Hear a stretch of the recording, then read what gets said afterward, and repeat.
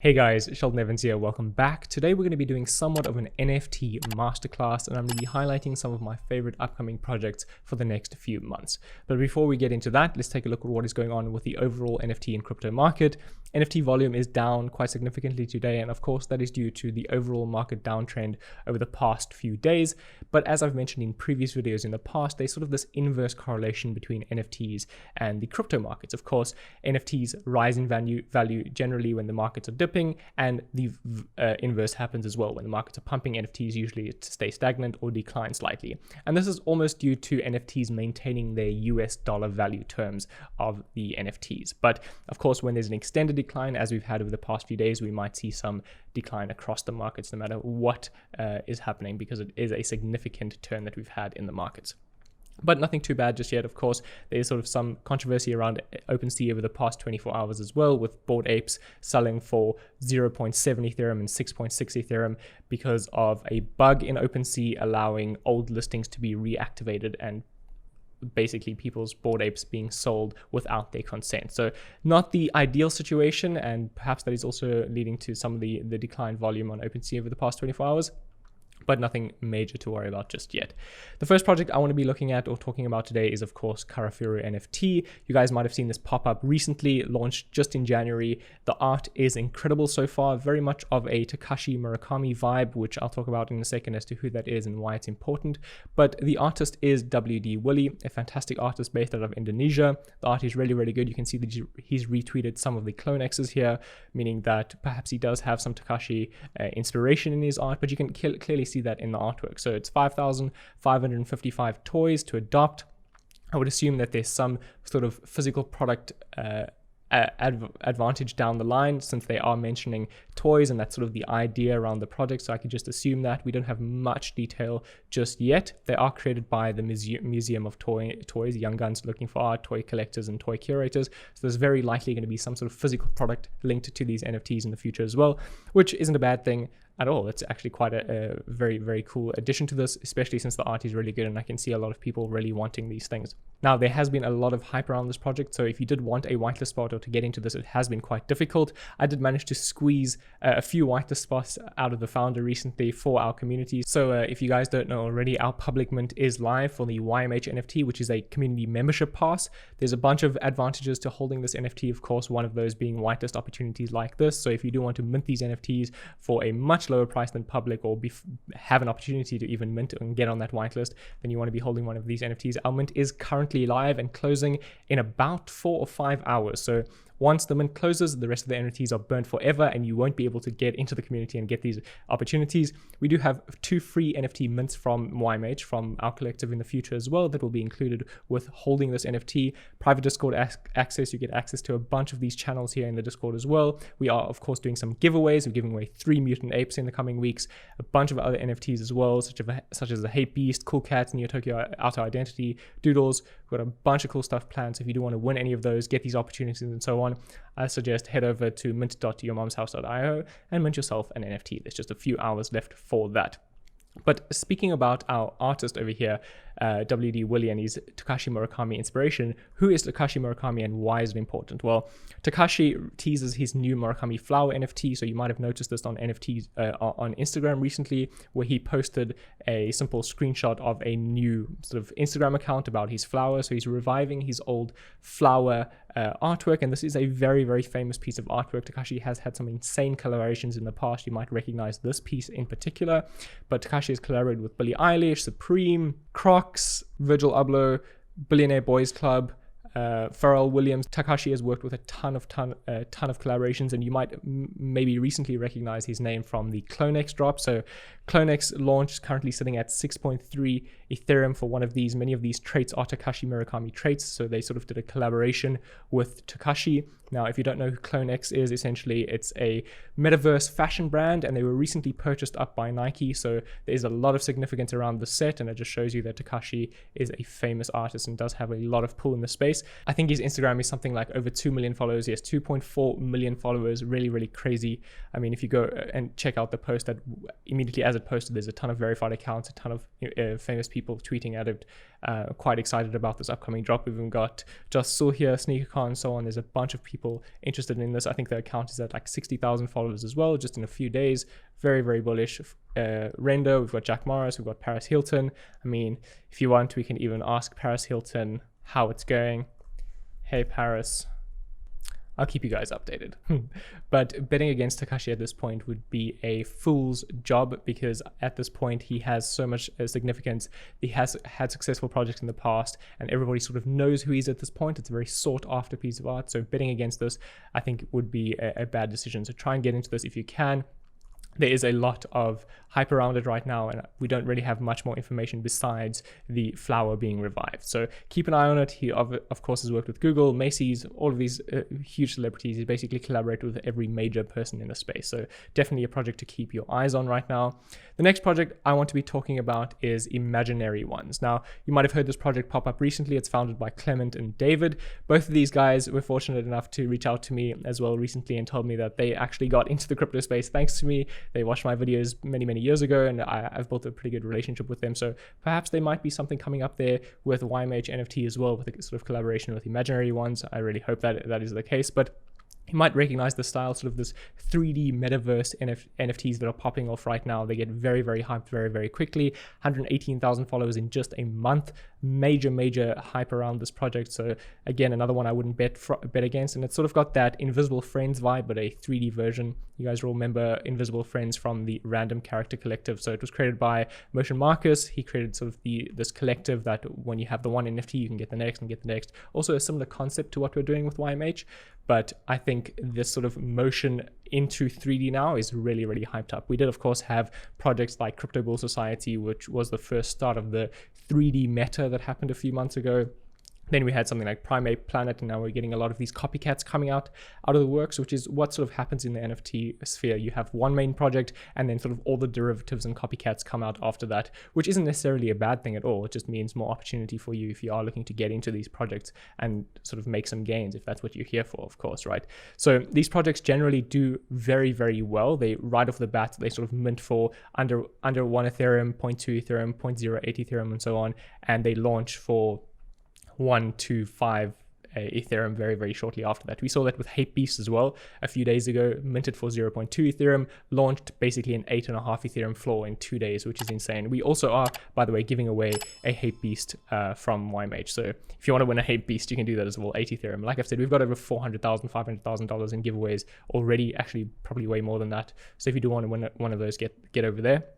But I would suggest also taking a look at Imaginary Ones. I wouldn't bet against these guys. They do own Offset Studio. So Clement and David work or own Offset, which is a 3D development studio. They do work for major brands: Nike, Apple, Samsung, Heineken, Spotify, L'Oreal. They've got a huge client base. I wouldn't bet against them because of this reason in particular. Usually when brands or companies have these connections already, they're able to pull from that client base and use those connections to then generate hype, which could explain why we've got such a huge growth in just a few weeks. So very hype project. I really like the art as well. Very unique. They are very sort of well done too. It's not sort of this cheap NFT 3D design that we're seeing as well, sort of the copycat style that we're seeing for a lot of them, or the sort of wholesome model. There's a lot of unique aspects to these. They're also collaborating or trying to pull on culture. If you look back to a lot of projects that are doing quite well, they're usually pulling on aspects of culture and pop culture from decades and centuries before us. So those are really cool collabs, and I quite like that sort of idea. So if you haven't yet, go ahead and check that project out too. Next up, we're going to be taking a look at Antinum, which is a project similar to what I just mentioned, this 3D metaverse play, 3D metaverse avatars. This is the sort of hype that's going on right now. So they also launched very recently. I think their Discord is locked, and they're getting what they call phygital, right? So a lot of projects are doing this where the 3D version or the 3D world is meeting the real world or the real physical world, and it's the digital meets physical meets phygital. Again, also something we're doing with YMH. Many of these projects are doing very similar things. Antinum in particular is quite hyped as well because they did release their initial video, and that generated a ton of hype. Teaser part 2, 70,000 views in just a few days. And essentially it's these two-headed 3D characters, each with their own sort of texture on top of it. quite cool. They make it quite difficult to get into their Discords, and this is a great strategy as well that I've seen a few projects do, is that they lock their Discord and they sort of get the hype generated like that until eventually you can get into the Discord, and then only then do you have an opportunity to grind for a whitelist, which we'll talk about in a second as well, about grinding for whitelists and why that's important and why you do want to get onto the whitelist for some of these projects and why it's quite important. Now, Antinum, of course, has a collaboration here with Pixelmon. You can see Pixelmon is a game that is coming up, or a gaming NFT as well, which is the next project that we're going to be talking about. Major hype as well, launching in February, 129,000 followers as well, just joined a few days ago. I mean, this is probably an old account that was renamed, but it's the Pokemon of the NFT world. So they do have a pretty good game coming up from what I can see from the teasers that we've seen. You can see they've put a lot of work into character development here. They're iterating. It's an iterative process with all NFTs that you do eventually get to something. Some projects launch with everything already done. Some projects launch and sort of iterate and change over time. So there's a lot going on here. I would take a look at this project if I were you. There's a lot in terms of the gaming aspect to it, which I've mentioned many times on this channel, that gaming is the future of the cryptosphere. It's the future of NFTs, simply because it has the most mass appeal. We've seen NFTs gain mass adoption over the past few months because a lot of people are interested in owning collectibles. You have to think about NFTs as separate from the world of NFTs. So the art and the utility behind NFTs is separate from the actual word NFT. So when I say NFT, immediately everybody sort of thinks about OpenSea and thinks about these 3D or 2D JPEGs. But what you need to understand is the utility behind that. So for example, when the world collapses, when markets crash and so on, that doesn't really affect the world of, let's say, ticket sales. So people going to the cinema, watching football games and so on. That sort of narrative is completely separate from the investment world. So if you come from a prior investment world, it might be kind of difficult to understand the value behind NFTs, but essentially it is just ticket sales to these unique experiences, except that it's digital this time around. So if you think of that, or you think of NFTs in that way, as this sort of ticket or access pass or utility token, then you will understand NFTs in a much better way and understand that they can very much decouple from the rest of the crypto market, especially with, we see Coinbase accepting MasterCard soon for payments of NFTs. So there's going to be a collaboration with MasterCard there that you don't even have to get into the crypto sphere to purchase NFTs. And I think that is going to be major over the coming months. I mean, we have collectors and we have collectibles, and we've had these for decades, except this time around, they're simply on the blockchain and the ownership is verifiable in a much easier way. So it brings a lot of value to NFTs. We saw Logan Paul recently get scammed basically out of $3.5 million. He did get his money back buying fake Pokemon cards. And that is literally the case in point for NFTs. Stuff like that just can't happen with NFTs because the verification of ownership is done on chain. There's nothing you can really scam about that. So getting back to this project, Pixelmon is pretty good. It's one of those projects that I think could have a potential huge mass adoption in terms of the gaming aspect, especially if they do build a really good game. We haven't had really one of these games that sort of attracts the outside world. We sort of have crypto native games like Axie Infinity and so on, but Pixelmon, sort of people will think about Pokemon, I would assume, and that'll appeal to a lot more people outside of the sort of small cryptosphere. Small in relative terms, but still relatively small. The cryptosphere is quite small. Then we have Wonder Pals, 10,000 delightfully cute NFTs coming Feb 2022, created by Mina. So she's an artist that's been doing this for many years, and it's sort of got the thick line art feel, very similar to Doodles, similar to Cool Cats, almost looks kind of similar to Cool Cats. They're doing quite good collaborations. They've collaborated with Robotos recently, with Toy Boogers. I think they even did sort of I've got a Little Lemon collaboration as well. They even sort of did a Cool Cat rendition. I'm not sure if it's exactly partnered with Cool Cats, but they did put this little guy into a Cool Cat suit, and this could just in fact be drawing from other communities. Another strategy that projects can use is sort of unsolicited collaborations, which is necessarily not necessarily the bad thing. I mean, that is the point of Bored Apes and CC0 copyright and so on, is that the copyright belongs to the owners or to the public. So you can do with the art what you wish, and because NFTs are on the blockchain, you can collaborate with basically who you want without their consent almost. So I mean, it is a good way to draw in communities from outside of your own, and I think that's what they're doing here. So they do have a pretty good strategy for that, for growing this community so far. And Mina seems like a wonderful lady on her own. She's an artist and a senior product developer and woman in NFTs. Of course, we've been seeing female NFTs and woman-led projects really exploding over the recent months. Gary Vee, of course, buying World of Women and so on, that generated the hype around that, and the floor shot up after that happened. So women in NFTs, I think, is a very important factor. We're seeing things like Irene DAO and Marin DAO and so on. These DAOs around female entity and sort of female-led projects is quite important to think about. So that's another thing with NFTs, that you have to look at the hype train, and look at the trend. Whatever the trend is at the time, certain things and certain projects are going to pop up right after that, and those are the things you need to follow. For example, this 3D meta trend that I just spoke about recently with 3D walking characters or 3D solid characters, that's very much the trend right now. And if that is the case, go with the trend, go with the flow, and that's how you make your gains and make profit in this industry. So I hope that helps there. Another one I'm looking at is Goonies Gang NFT. Now, this has sort of a Daffy Duck vibe. I'm not sure what the entire sort of implications this might be of being a sort of ripoff of Daffy Duck, if they have any consent with this. But it's not entirely Daffy Duck, but there's definitely some resemblance here. But again, the 3D meta vibe, 8,888 Goonies unleashed to cause chaos in the metaverse from the minds behind Transformers and X-Men. So they do have a good team behind them as well. This is another thing you have to look for in NFTs, especially because most of NFTs are hype driven. In fact, that is a fact. So if you're looking at projects like this that have teams from huge backgrounds, the same thing happens in crypto as well. When you see projects that have prior Google employees or prior Facebook employees, or let's say Twitter employee number 10 is now starting some project, that's sort of a reputation that gets carried forward, and we can see that happen in the NFT space as well with projects like this, with the minds behind Transformers and X-Men. So you don't necessarily want to bet against these either, especially if they do have founders like this. They probably have done their due diligence to make sure that this project is all above board. But then again, this is of course still the NFT and crypto sphere, so a lot of shady stuff does go on. Just keep your eyes and ears open, but another one of those that you should get into. They blew up their Discord, 20,000 active members just a few days ago, straight after launching. So keep an eye on this, join the Discord. I'll comment on Discord growth in a second as well, and that might help you guys better analyze projects too. Another one we're looking at is Friends with You. Let's be friends, we love you. So they started their NFT called Frenzies. Friends with You is a pretty big brand. And they've started their little NFT collection as well. Very, very small right now, 5,900 followers. Still a major opportunity because they are quite early. So you have better opportunity at getting a whitelist. So if you join their Discord, I'm sure you could grind and try and get a whitelist.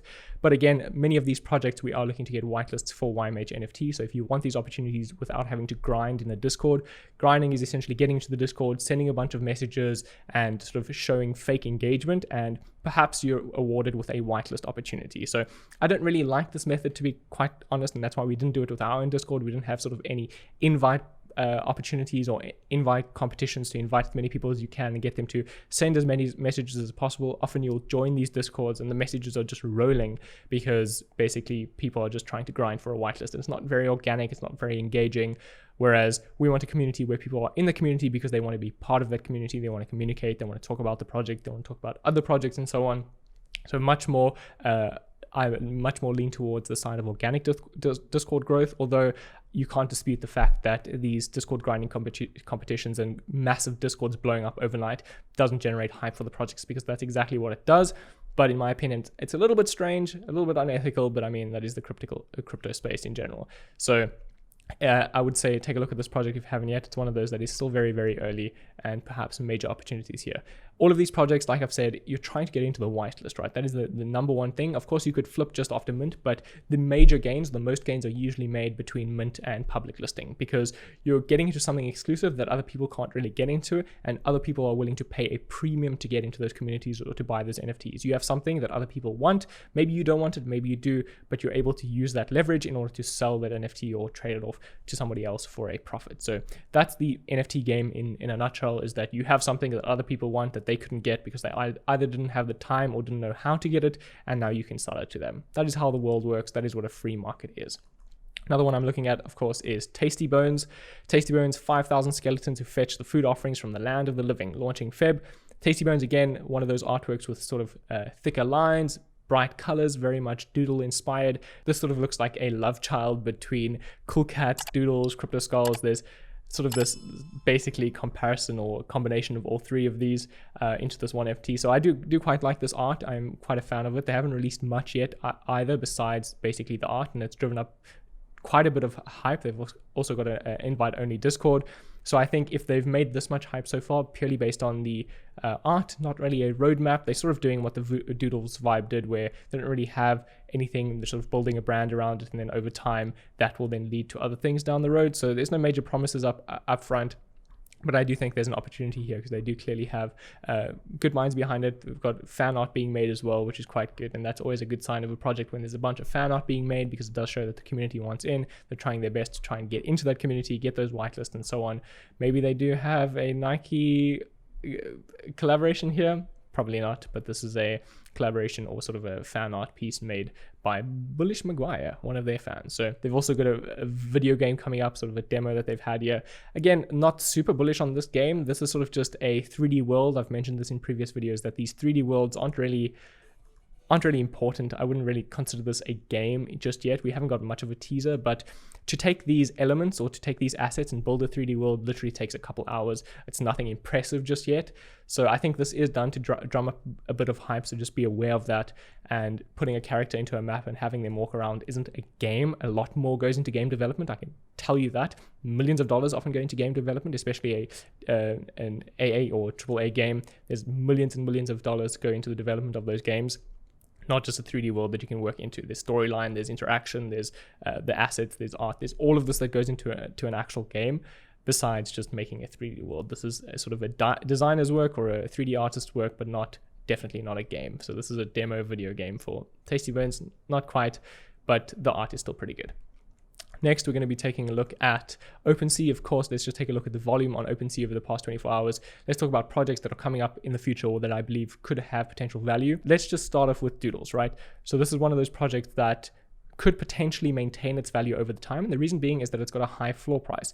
Doodles, World of Women, CryptoPunks, Azuki, obviously just recently launched, Bored Apes, Mutant Apes, and so on, they have a very high floor price. Now, essentially, this is a good sign and a less chance of you losing your capital on these projects. And the reason being is that people who are willing to spend, let's say, upwards of 5 to 10 to 30 to 40 Ethereum on a project are less likely to paper hand that project in the short term. They're less likely to flip it at a moment's notice when the market turns negative. This is the case with pretty much any project or any investment in the world. People are less likely to sell it at a moment's notice, especially if they've had a significant capital investment into that project. And the type of people who are investing into these projects also generally aren't risking all of their capital on a single NFT. So if someone's willing to buy a Bored Ape for 86 Ethereum, that's not, well, it shouldn't be. Their life savings invested into a Bored Ape, so they're less likely to sell it at a moment's notice, right? The same thing with CryptoPunks, the same thing with Mutant Apes, the same thing with Doodles and so on. There's this type of person that is investing into these projects that doesn't necessarily need this money at a moment's notice. Whereas if we have a project that has a lower floor price, so let's say 0.01 Ethereum or 0.2 Ethereum or 0.1 Ethereum, whatever it is, generally getting into these projects has a lot lower barrier to entry, meaning that the type of person investing into these projects is probably trying to make either smaller gains or they're trying to get in and get out as quickly as they possibly can because they can't invest more than they can afford to lose. So if someone's investing 0.1 Ethereum, they don't necessarily have 5 to 10 Ethereum to invest in a bunch of different projects. So they invest in smaller, build up their portfolio, then they eventually start investing in larger cap projects or larger floor price projects. So the type of investor varies from project to project. So the point of this conversation is that I'm saying over time, if you do want to protect your capital and you do want to invest in something for the long term, the best bet you have is investing in projects with a higher floor price as what we would determine blue chip projects, because they're more likely to retain their value. Of course, anything can change across the market. The market can dip, NFTs could lose hype and so on, but in terms of a risk to reward ratio, those that will have a higher floor price will likely maintain their value over a longer period of time than those that are very, very low priced, because often even gas fees might not even make it worth their while to buy and sell those NFTs. So they might just become a dead project and so on. Volume drops. There's a lot of reasons behind this, but if you want to protect your wealth, get into those larger cap projects. Now, of course, this is just on OpenSea. We do have LuxRare that just released recently, which there is an opportunity here for more NFT marketplaces to come up as well with perhaps lower fees to the platform. Lux did, of course, airdrop anyone who had used OpenSea in the past or traded or listed items and so on. You could also list something on LuxRare and get some of those Lux rewards tokens. We got a couple $1,000s just from trading NFTs in the past. So there is an opportunity here, but I think after what recently happened with OpenSea listing Bored Apes for 0.06 Ethereum or whatever it might have been, I think it's a very, very risky endeavor to have your items listed on OpenSea right now, especially when bugs like this exist and hundreds of thousands of dollars are on the line and people are selling your Bored Apes out from underneath you. So I'd say keep an eye on this. If you are looking for new opportunities, look for new NFT marketplaces that could be popping up. And finally, I want to just touch on Crypto Kitty Gang, another major project launching in 2 days. Massive hype as well. One of those that's sort of playing on the 3D meta, Primate Planet, Crypto Bull Society, all the sort of similar style project. Crypto Kitty Gang, very, very difficult to get into their Discord. Also just bots flying up and down throughout the Discord, people grinding to get whitelists, but they are using the ERC 721, a new standard, so lower gas fees to mint their NFT, but I mean, it's going to be quite difficult, so there's no real way to get into this. But I'm just highlighting those sort of opportunities that we have there. And finally, I want to talk about Lamborghini. And the reason being is that many of these major companies and major brands are getting into the NFT space. Now, this might seem like somewhat of a cash grab from their side or from your side, but I don't really think it is. It's the same as essentially Lamborghini coming out with merch, or Lamborghini coming out with a special credit card, or Lamborghini coming out with any sort of exclusive product. Essentially, it's just that they're coming out with an NFT, meaning that the ownership of this is verifiable. So they've landed somewhere we've never been. We're happy to reveal our new innovative project, Lamborghini Space Key, 5 sample units of advanced carbon fiber composite material we sent to the ISS, the International Space Station, in 2019 for special tests, now turned into space-themed artwork created by a soon-to-be revealed artist. Each of the 5 space keys is linked to an exclusive and pure digital art piece through a QR code on the backside of the carbon fiber unit, making our entry into the NFT world. So there's a lot of these huge brands and so on getting into the space, and I think it's very bullish for the NFT space as a whole, and this is why I say there could be very soon, perhaps this year, a complete decoupling of the NFT market from the crypto market, and we see the world sort of adopt NFTs in a real mass way. This goes hand in hand with gaming, because NFTs do have a lot of future in gaming as well, especially with digitally owned assets in-game, skins, aesthetic appeal. There's a ton of stuff that goes on there, and I think NFTs do have a huge future, especially this year. So if you haven't yet, start getting into some NFTs. And yes, don't forget, before I end this video, we still do have our Mint Live, just a few hours left. Go ahead and get that if you want access to any of these things, 2 free NFTs in the future. Like I said, we did reveal some of our art recently, sort of a sneak peek. Our artist has worked on some Disney products, Disney shows. They do have a Disney show on Disney Plus, so we will be having an artist reveal very, very soon. If you made it all the way to the end of this video, please comment down below, Juicebox.